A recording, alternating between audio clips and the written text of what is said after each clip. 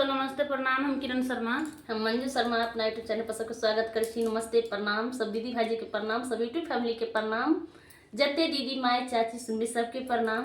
और हम दोनों देवरानी जेठानी जा रहल छी। बहुत प्यारा सा कजरी गीत गाब, अहाँ सब जरूर सुनब। बहुत सुंदर कजरी गीत गाबऽ जा रहल छी, अहाँ सब जरूर सुनब। कमेंट करके जरूर देखबै कखन नहीं है, अहाँ सब कमेंट बॉक्स में जरूर लिखब।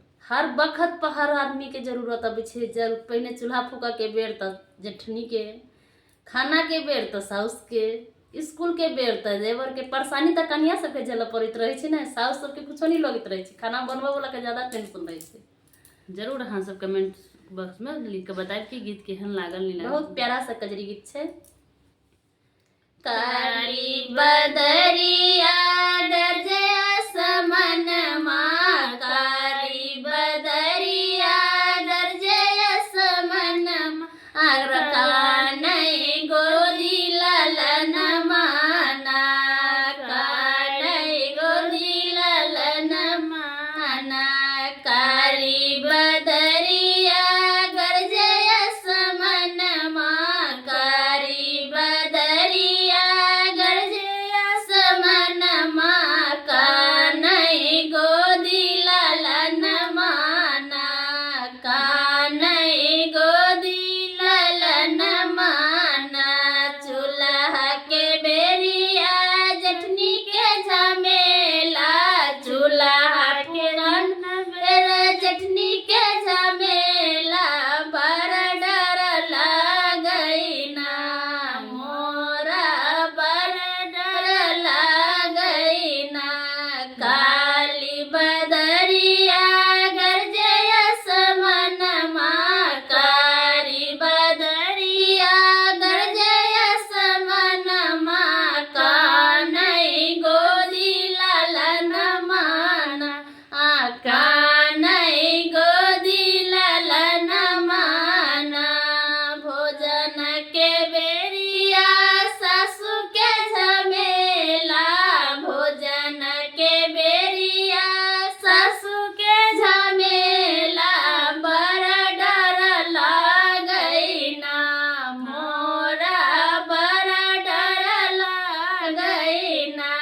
काली बदरिया गरजे असमन माँ, कानई गोदी ललन माना, कानई गोदी ललन माना। कारी बदरिया गरजे असमन माँ, कारी बदरिया गरजे असमन माँ, कानई गोदी ललन माना, कानई गोदी ललन माना। स्कूल के बेरिया देवर के झमेला, स्कूल के बेरिया देवर के झमेला, बड़ डर लागई ना मोरा, बड़ डर लागई ना। कानई गोदी के ललन माँ मोरा, बड़ डर लागई